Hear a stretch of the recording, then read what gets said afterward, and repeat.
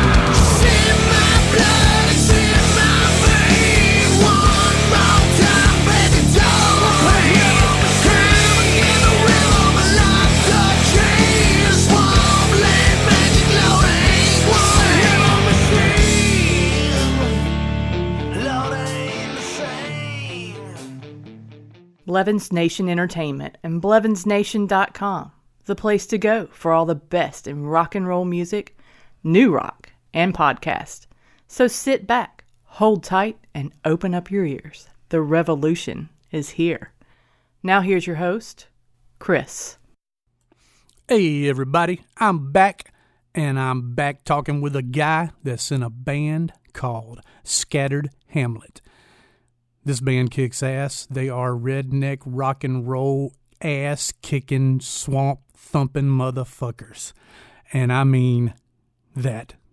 Seriously. Yeah.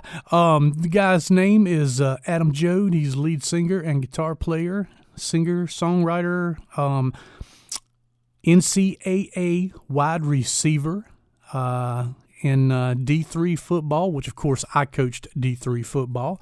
So we got a lot of things in common.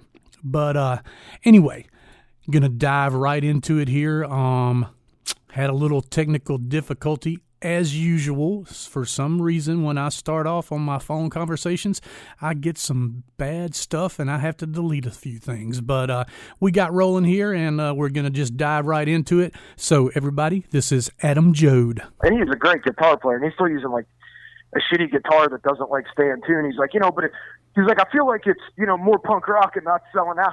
It's like, I feel like you're at a point in your career where you can, just get a fucking Gibson, man. Yeah, exactly. You light it on fire or something.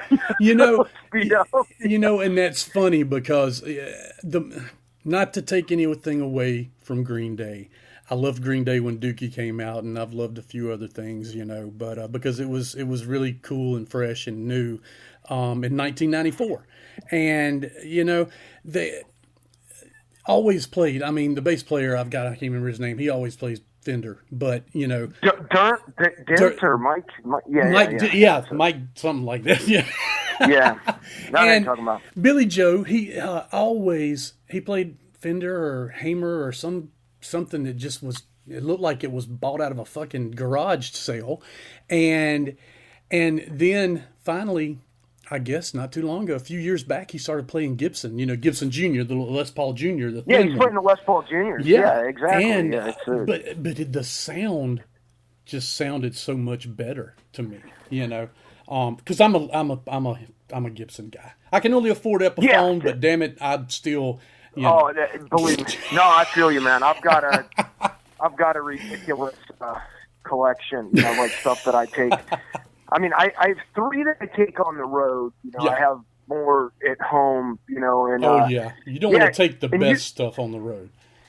I shouldn't, but I sometimes do. I just don't always take it out. Like I assess the stage situation, what's about to happen. Like, and I'm just like, okay, it looks like this guy's going to lose his shit and throw beer and jump on stage. We're not going to get out the hollow body ES330 at this show. No. Like, maybe at a festival on a big ass stage. Yeah. That's real shit. Yeah, I was like, no, this is one where I'm going to play one of my, and I love all, I'm a big fan of stuff that, came out of the Norland, the Michigan factory there. So, my main Les Paul's, a Norland era one. It's like weighs about 1 million pounds and kill human beings. But, it's, it's badass, but yeah, that was the, and pretty much anybody that plays with us, our sound, we certainly didn't invent this tone.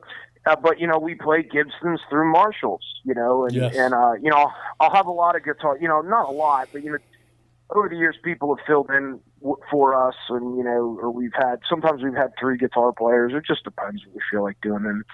And, we'll have another guitar player come in, and I'm like maybe it's a bad analogy, but I call myself like the tone Nazi of the band, like where I have a very specific way that I want to hear. I'm not a Nazi, let's be clear about that. Okay.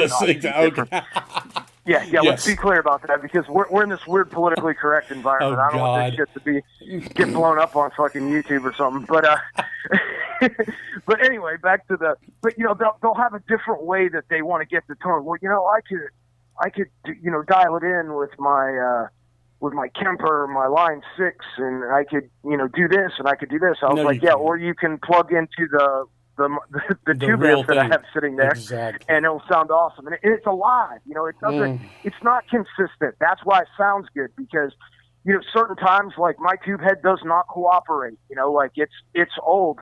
It's been a ride. I don't always cooperate, like from age and road wear. So it's like some days it's kicking ass and some days it's like it doesn't want to work. And, just that little bit of, I don't know, it's just, the tube, the power, it breathes. It's the lack of that consistency and I think same with like, a lot of modern rock that's all like on the grid and beat detected and perfect, drum samples all put in there. Like it doesn't sway the same way, like, you mentioned, like the New York Dolls or a Sabbath record or an Allman Brothers record, and it doesn't sway the same way, so we try to, use that kind of stuff, and, we record together with us playing in a room, like that's, we record as much live as possible, Hell yes. Yeah, we did the new 15 songs that we're going to be, releasing next year on the new, well, at least part of them we're going to be releasing on the new album. We recorded in Nashville, 4 of us to, playing live in a room together. We did overdubs, Oh, of course. But, we play as a band now, it was like the 2 guitars, bass, and drums are all of us playing together, and that's just makes it different. Sounds better, Well, it does because even if you are playing with a click, you still have that feel, that energy of the live. You have, you feed off of each other. And sometimes Absolutely. A mistake can be the best thing ever, Oh yeah. I listen, now that, as I've gotten, further along in my progress as a musician, we'll call it, when you're playing, when you're going back and listening to some of your favorite things and you're trying to learn what they're doing, like I hear hiccups and stuff all the time that I just took as part of a song, like I'm just like, oh wow, that's, how do I learn it? Do I learn it the right way or with a mistake in it, and it's like the mistake that kind of makes it, Yep, exactly. And, I'm glad to hear you talk about, tube amps. I'm a tube guy too. And if you could play any guitar pretty much on a modular amp and it's going to sound like it did on the guitar you had before. And you play on a tube amp or a Marshall, plug into a JCM 800, 900. I don't like the new crazy stuff, but I'm an old school guy. And no, it needs to have 1 row of knobs. If it has 2 row of knobs, that's too many. That's exactly. too many. Well, I'm 1 row. I'm a Black Star guy now, so I ventured away. Oh yes. We used the Black Stars when we were on. We did a couple Warped Tour dates, and Black Star did the back line. And we could have brought we could have brought our own heads, but it was one of those situations where the sound men had already had all the Black Stars dialed in. Like that's what they'd been working with all summer. Why fuck it's like, okay. Yeah, that's what I'm saying. I'm like, so look, you guys have been doing this all summer. We could come in here and throw you for a curveball in the 20 minutes we have to set up in between bands, in festival time. It's like I'm not going to throw two totally different things at you. I think that would do us all a disservice. So we used them. I liked them. They sounded good, and especially with those guys that already had the settings. You just had a quick meeting with the stage manager, told them this is what we're after. Boom, went over there. He has it dialed in. We're like, yep, that'll work. You play on a tube amp, a good one, a Marshall, a Black Star, a Soldano, stuff like that, and you play a Fender, and then you plug in a Les Paul, a Gibson, or an Epiphone, and it just sounds totally different. I don't even care if you got a humbucker in the damn Fender. It's just not the same. You don't. No, they sound different. Recently, like I've been using a lot of, not all the time, but I use a lot of P90s kind of and hybrid P90 stuff. With now I don't know, for us it's cool when we have two guitars going. Yes. Like for our main sound it might be a little thin, but I'm the Paul Stanley of our operation, so I'm coloring and complimenting the stuff that Adam's doing and taking time to point and do cool things like Paul Stanley does. And so it's really the other guitar that's the powerhouse, with it. Yeah. And so that's kind of so it's cool for me to come in, gives me a little bit of flexibility to use, to try some, my slide guitar has a humbucker sized P90 that Lindy Fralin makes on it. And it's a great, sounds good for slide. My hollow bodies just has the straight P90s in them, not the noiseless ones. So with that hollow body, man, it's that thing makes you talk about something being alive. Like that thing, you don't know what the hell sound's going to come out of that sometimes. Like it's.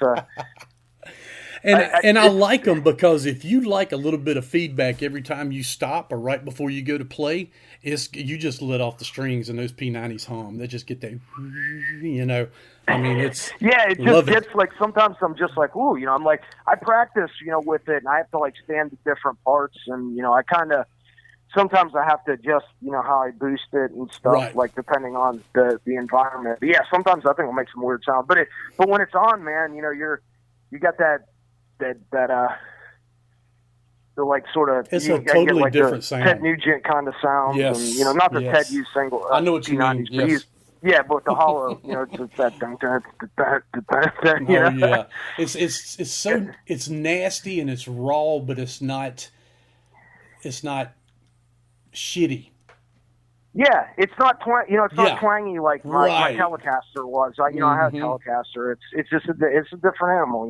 It's just as much as I actually was like, this next guitar I'm gonna get I was gonna get a Telecaster because I was like, I'm watching like Joe Strummer, Tom Kiefer, Springsteen, like all these Waylon, like classic telly players, and I'm like, man, we need a telly in our arsenal, and I played.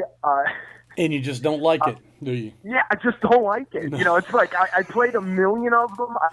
I played them at the NAMM show. I played custom ones. I played, low. I played them all kinds, and I went through and I bought another, Gibson. It was like, I guess I'm just a Gibson guy at the end of the day, and that's okay. It feels different. It's an iconic, American instrument. I love it. That's cool. It's not, maybe if I was in a different project or something, maybe I would consider one, but when I started back playing, when I was playing years ago, I played nothing but Gibson 1960 classics, and I just loved the smaller neck and everything, and they just played and sounded awesome. My T500 is the best sounding pickup to me, but that's just me, and And when I started back playing, I went and got a Fender American Telecaster and recorded 3 songs, and now I'm playing Les Paul and a Les Paul double cutaway. To hell with the Fender. Yeah, it's one of those. I don't know if we used a Fender at all. We overdubbed on the album. Mm-hmm. We might have. We used a Fender amp to do some overdubs. They had a beautiful Bandmaster, a blonde one down there in Nashville. In Nashville, you could find a lot. There's a lot of. It was hilarious. Like, you go to the studio, not a lot of Marshalls, but man, if you need Telecasters and vintage Fender amps, man, they had those out the ass, and we ended up using some of those for some of the slide overdubs and stuff. But yeah, that blonde Bandmaster, I mean, that thing, to get its sweet spot, we had to have it so cranked that even with the studio shut in there was like some songwriters down the hallway that were like complaining. They like come down, they're like, guys, I'm like, well, that's where the sweet spot is. Yeah, they were pretty cool about it, but it was funny. I was like, sorry, you couldn't even stand to be in the room with it. Oh, I bet. I bet, man. Now, where did you? Let's say, what did you cut your teeth on, as far as music wise? What made it was really weird. Like, I grew up in a very diverse musical household. Like my mom, was involved in theater, so she, I know, probably more show tunes than most straight dudes that look like me would. Again, I have to do. I know what you. No offense to anybody, but it's so my dad was very much into like the Platters, the Beach Boys, and things like that. My sister listened to like the Beatles and Barry Manilow and Phil Collins, and yes, and then my brother played guitar. Now my brother and sister are like they're a good bit older than me. We're probably like decade or more apart, in age and stuff. So I remember my brother, when he played guitar, and he's a Fender guy, so there you go, but he, played it, and he had his vinyl albums, and he was like, and I had this sweet Mickey Mouse turntable, and I was listening to I don't know, kids stuff, and he brought me in, and he was just like, which album do you want? And I just looked through the album, and I pulled out Kiss Alive 2, with Gene, and I was like, this one, there's fire, this band spits blood, like, this is the album, and it still is, to me, it's still Kiss, it all goes back to that, and, and then, I kind of, my brother was always drilling my head, good and bad guitar tone, blah, blah, blah, and, and I was a music fan forever, I used to, but I kind of got sidetracked and pursued like sports, I was, I was an NCAA wide receiver and shit, so so a good portion of my life was spent playing football, but during that time, I would help my friends in bands, like carry their amps and stuff, and eventually, after, hanging out with like DJs and the school radio station, college radio station, and people like that, somebody had a punk band, and, I listened to what punk singers did, and I was like, I can do that, and I started that way, and then, the band I was in at the time, the guy was like, he's like, we need another guitar, and we're not adding any more band members, and I was the only person not holding an instrument, so he's like, you need to go get a guitar and learn it, and that was how that happened. So, I started, then I backed away when I was doing the front man, a couple bands. And then, I kind of, with this project, I wanted to expand my writing. So, I practiced more, and then I got sick of, there's a thing among guitar players. I'm not sure what it is, but like, it's like this, it's very hard to get two talented guitar players to work together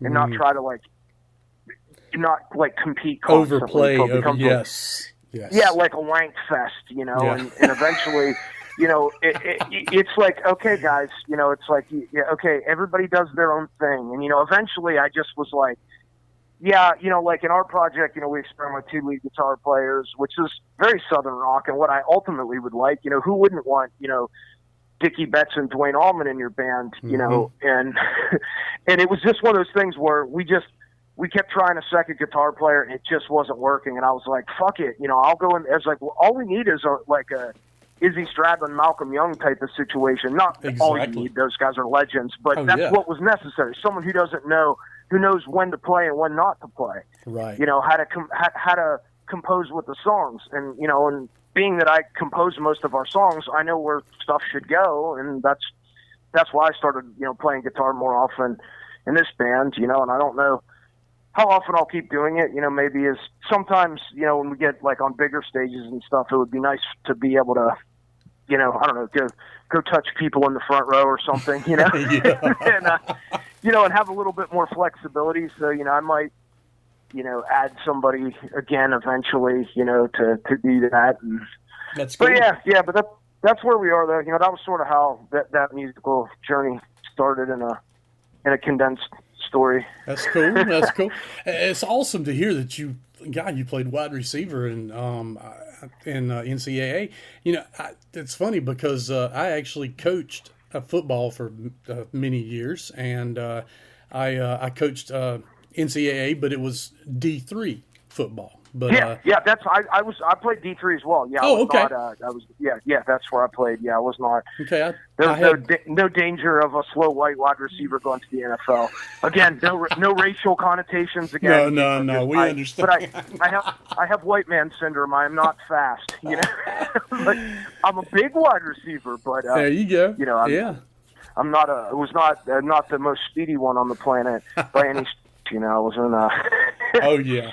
Well, that's cool, man. I love to hear stuff like that. One of my favorite artists of all time, Janie Lane, God rest his soul. Yeah. He had a scholarship to go play football at Ohio State. And I did not know that. Yes, that's awesome. I didn't. Yeah. I wish I'd have known that. I would have. He chose music.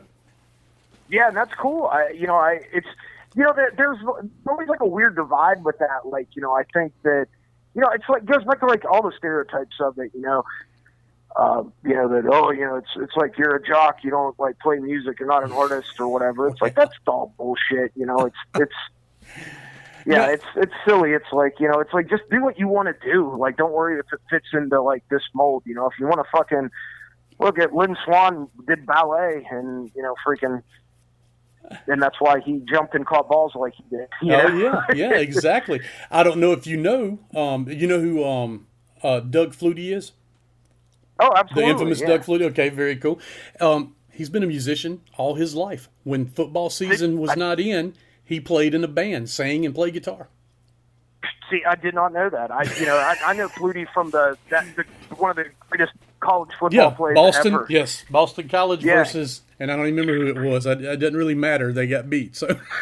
Yeah. You know what's crazy? Like in my neck of the woods down here, it's like we hatch quarterbacks. Like we have. Mm-hmm. We got Joe Montana, Jim Kelly, Dan Marino. Yes. Like they all came from Southwestern PA down here. Kelly's my hero. That whole team, his era, the Jim Kelly era, I thought Steve Tasker was a badass. And, one of the Don best Beebe, ever. Yes, the infamous those rundown.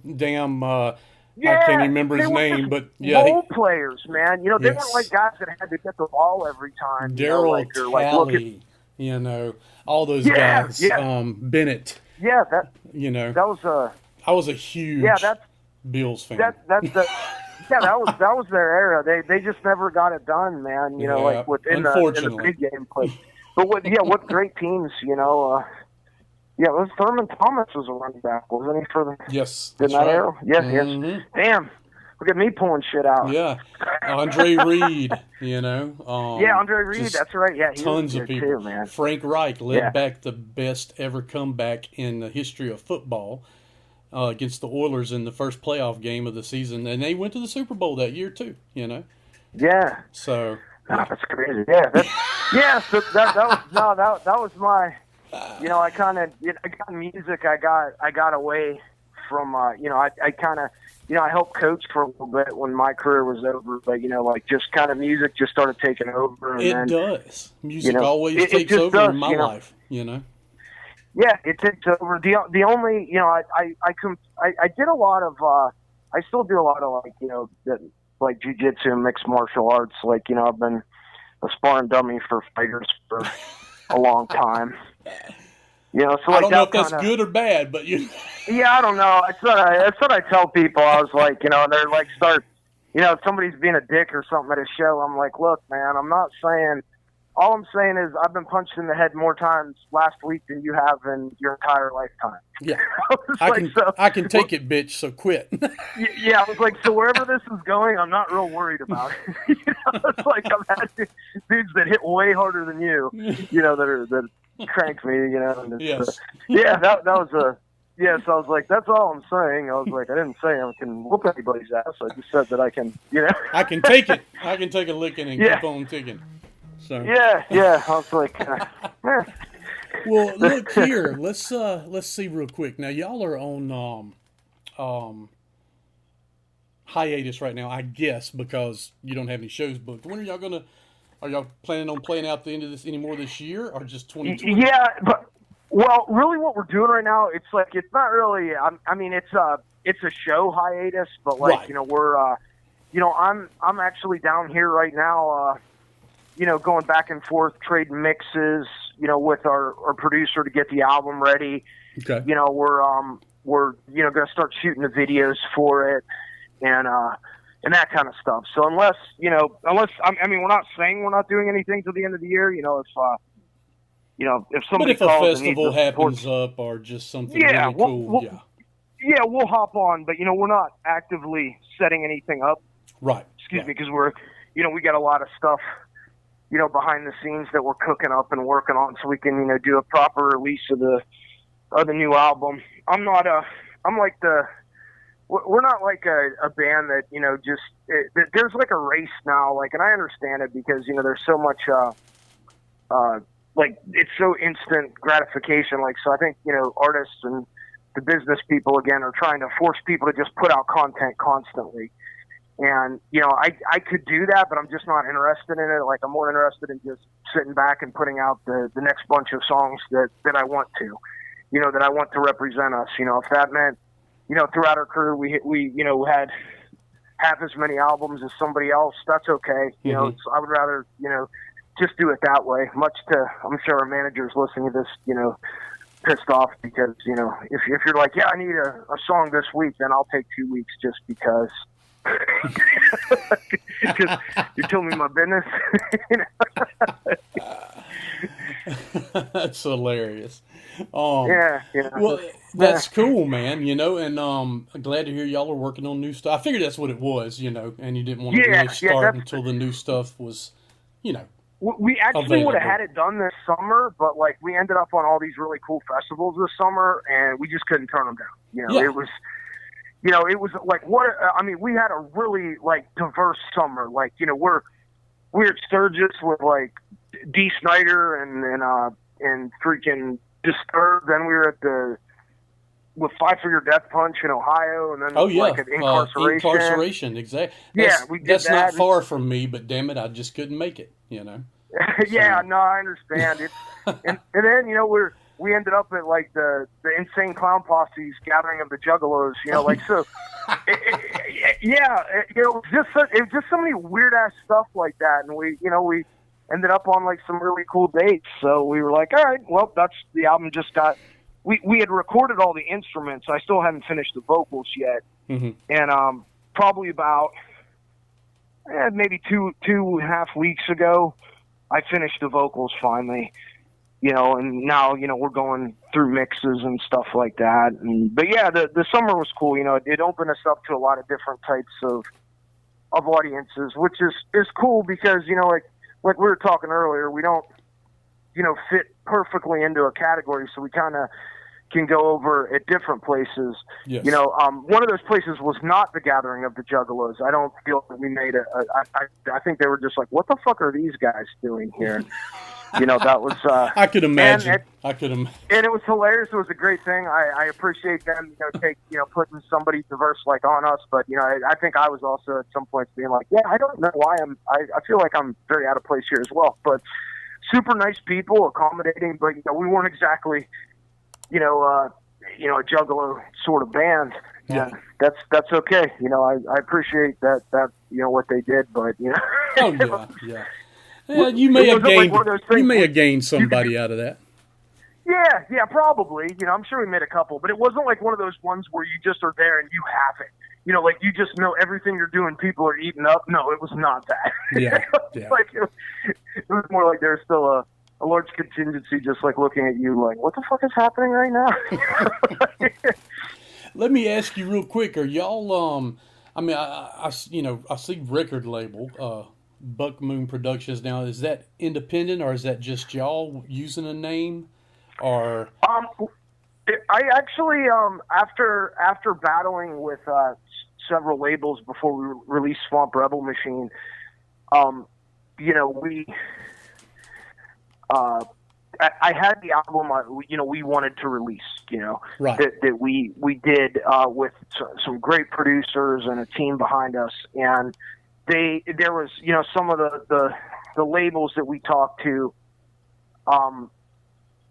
they wanted me to sit down with like their team of writers and do like a radio rock song, and kind of become like hillbilly, I don't know, Nickelback or something. Which no offense to Nickelback or anything, but they already did that. We weren't. They wanted to go follow the template, that they're hearing on the radio. Oh yeah, exactly. You're going to sit down. Tired of this cookie cutter shit. Yeah, that was it. We're gonna dump this much. It was like the nightmare conversation that I imagined I would be having with a label when I was a kid. Yeah. And it was like okay, we're gonna do this. Where you come in, you don't have to bring your band. Yeah, so they're like leaving them out of shit, and you sit down with our team of writers. I was like, yeah, you want your team of writers on this so you guys can all make money off of stuff just to say that helped. And it was like, so we're gonna have 5. They want to monopolize Scattered Hamlet, including myself being one of the idiots. So be all 5 of us in a room, trying to come up with a song that that fits the template of what they think we should be doing. And then they're like, yeah, and then we can take some of the ones off the album and do this and do this. I was like, well. No. So I called up with our manager and stuff. We just came up with the Buck Moon Productions label, and we hired a distribution team and a PR team. Just same thing a label would do. Yeah, exactly. So we did it that way. I think sometimes whenever like people are like a lot of like, and this isn't a slam or anything. Like when somebody's like, a local bands are like, I self-released this album. Well, that means you just recorded it and you're just selling it at your shows. With Buck Moon Productions, we actually did everything that like a record label would do for you. Right. Like it's, so with our, from PR to distribution to just all that stuff. So it was a label, it just happened to be one that we, all of us worked on behind the scenes to do, and it was awesome and it sucked at the same time. Because it was a lot of work I don't want to be doing. I want to be on stage. I want to be writing music. I don't want to be answering phone calls and having people fill mail orders and stuff like that. And overseeing that operation. So the CEO of a record label was not something that I thought was awesome. But I don't know. We've got another album, so now we're going to find out if I'm going to have the same conversation again, and if I'm going to be a record label CEO again. Yeah, exactly. I've been doing it for many years for myself, but we just signed with a label. But it's still independent. It's an independent world. Actually, because there are no big labels for rock bands anymore, unless you're Shinedown, Five Finger, or somebody. Exactly, and I understand that. To them, it's like it's an investment. They want to got it, but there's plenty of cool independent labels, if y'all are on the same page, and I'm not even slamming those, the labels that we talked to and it didn't work out with. We're just on different pages. That's all. Exactly. It was like they need this for their investment. I wasn't willing to give that, so it was a bad match. It's like, it's like, cool, okay, I respect your position. I don't want to do that, and you could find, and that's where we were. Some people. Some people are like, it varies. I have friends that are like, dude, that was so stupid. Or then I have people that are like, dude, that's punk rock. That's what you're supposed to do. Stick it to the man. I'm like, I don't know. We just did it that way. Well, and you weren't doing it for any certain reason except for the fact that you wanted control of what you did. Yeah, that's it. And that's what it all boils down to. Yeah, and I'm willing to give up a little bit for something in return, but it's got to be something that, there's got to be a return. Yeah, there's got to be something. Yeah, because everything's give and take. Yes, but yeah, so it is what it is. We did it. We sold a good bit of albums. And it worked out. We got to do a lot of cool things. So that's cool. The new album is not exactly like the old album. Mm-hmm. It's a little more stripped down. The other one has a little more production on it. The Swamp Rebel Machine does.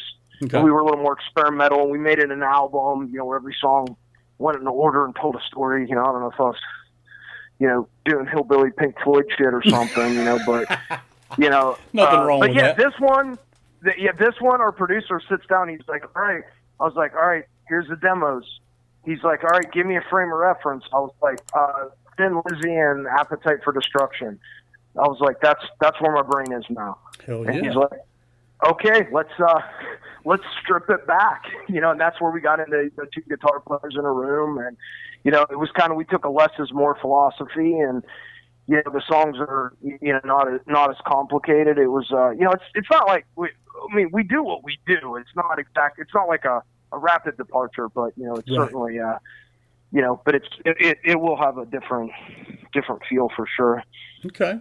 But you should, but I think, there are some bands who make the same album over and over again, and it's awesome because the first one was so badass, and there's, but you can tell they grow, but they don't stray far from the originality that was the first thing, because some can do it and keep going. Some can't, it's, and I like that, It was like, and honestly, with Swamp Rebel Machine, we were recording it. We had, we recorded that in this amazing studio. Like, we had everything at our disposal. We were like kids in a candy store, and we wanted to, we recorded most of that in a place like where Slash did a lot of his stuff, where, they just had done, Motorhead. This was a while back, for Lonely Pass and stuff. And, they've done a lot of really awesome, I see interviews from that studio all the time. And so we had so many things at our disposal. It was really hard for me to not use them. It was like, no, we need to use that. It was like, it was one of the places where you told the runner that they had for you, you're like, hey, I want a Marshall's Plexi. And he's like, what year? And he goes in the back room and comes out with one. And I was like, yes. I'm like, yeah, it was kind of like that, It was like, cool. And this time, that, and as awesome as that was, and we made the exact album that we wanted to, and it was cool. Now, this time, it was like, all right, now let's, I just want to get back to the meat and potatoes and just, kind of, run most of the stuff that kind of the way that we sound live. Not live, You're right. You're right. Because you can't pull all that shit off from the first album live because you don't have a Plexi, you don't have this, you don't have that at your disposal. So exactly, I can't pull out the freaking '69 Plexi bass head, and stuff because I don't have that $5,000 head sitting in my basement, Exactly. And nor if I did would I want to take it under some of the conditions that we tour in, Yeah. And so it's kind of one of those things, so we went in and, we used, pretty much, the stuff that we, normally play through, It's like I tracked mostly through my, I have a first generation 900, without the reverb or anything in it. I used Oh, that. cool. Adam used an 800, and and we used that. We did overdubs with that, Bandmaster, and that was pretty much it. I don't think we used any other amps on the album. That was boom. It's just simple like that. We took a similar approach when we covered Stay Hungry too. So that kind of got us in that direction. Twisted Sister, Stay Hungry. Yeah. No we covered that, and we have a video for it. You should check it out. It's pretty Definitely, cool. I will. I hadn't seen that yet, so yeah.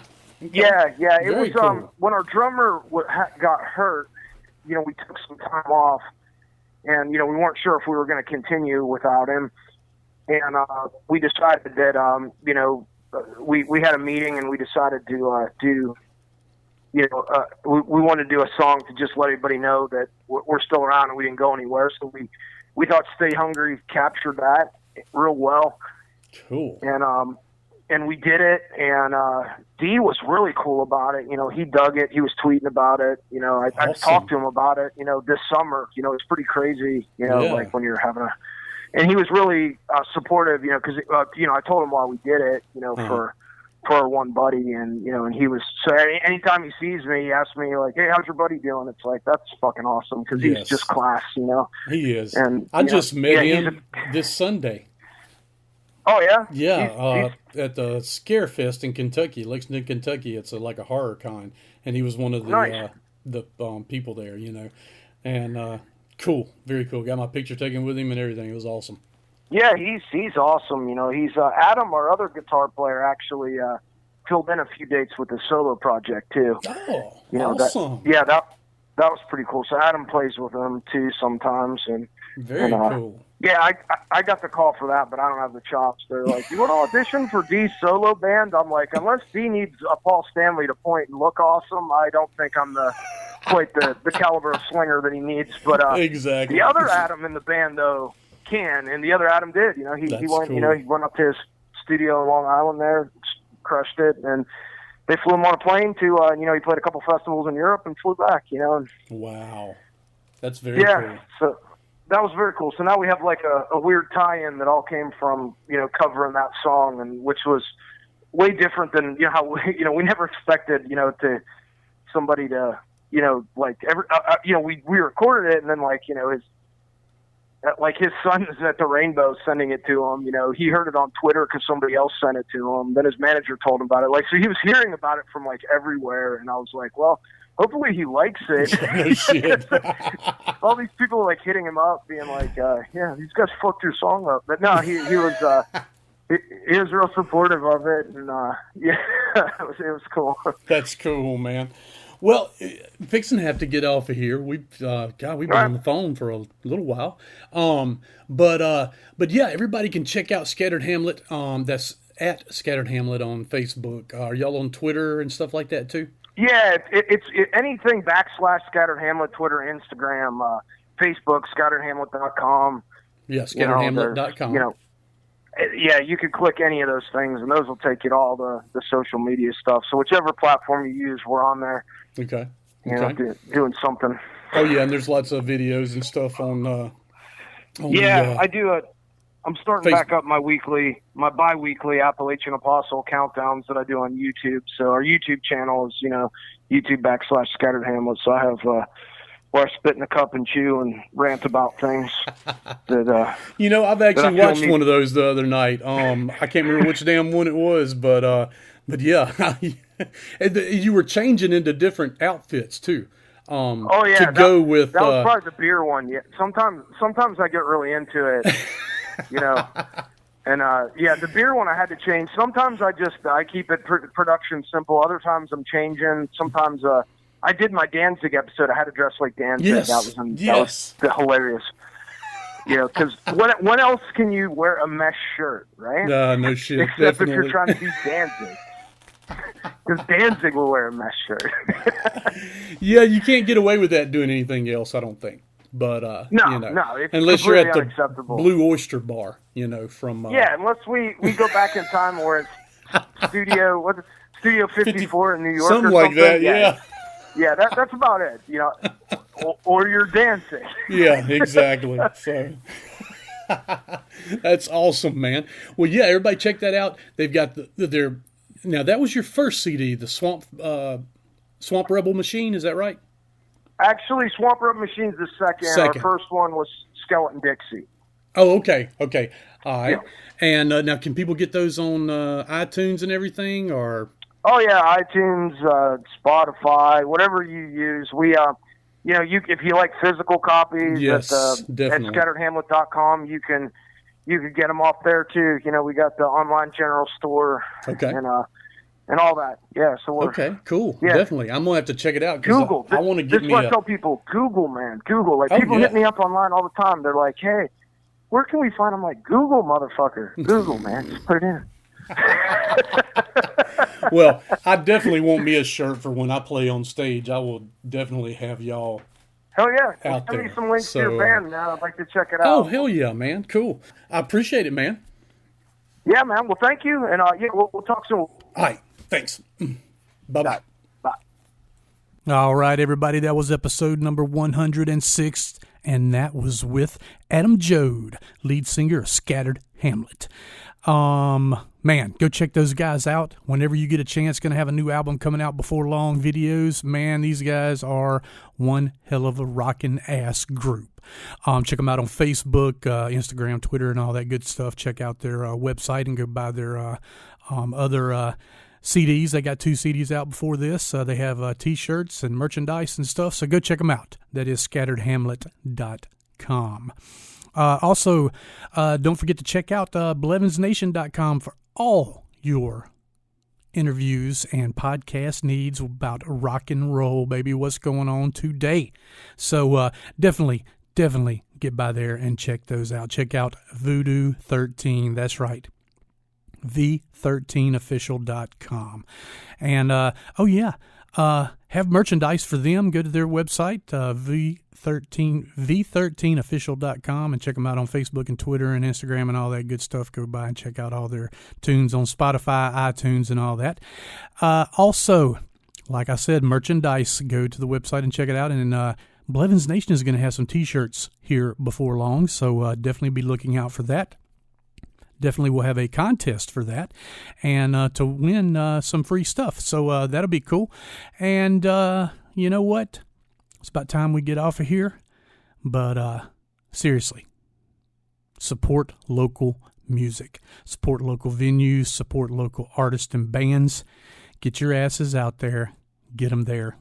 The next Metallica may be in your town. The next Nirvana. I hate to say that. But yes, the next Dirty Honey, the next Megadeth, the next Anthrax, the next Poison, Warrant, the next Janie Lane, you never know. So get out and support them. Anyway, gotta go, kids. Remember, wherever you go, there you are.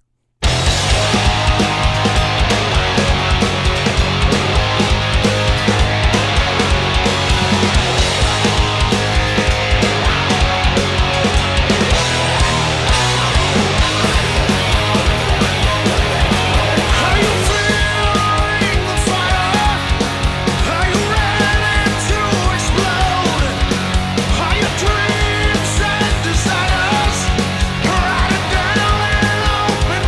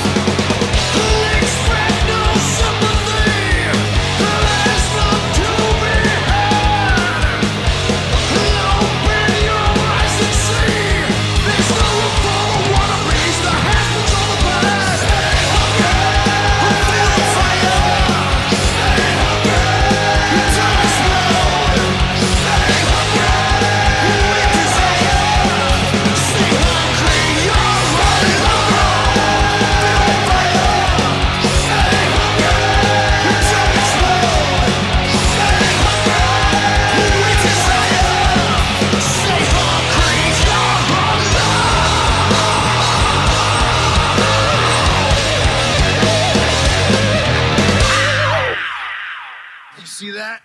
Well, mostly me, because I rocked every time. Good luck, Bill and that.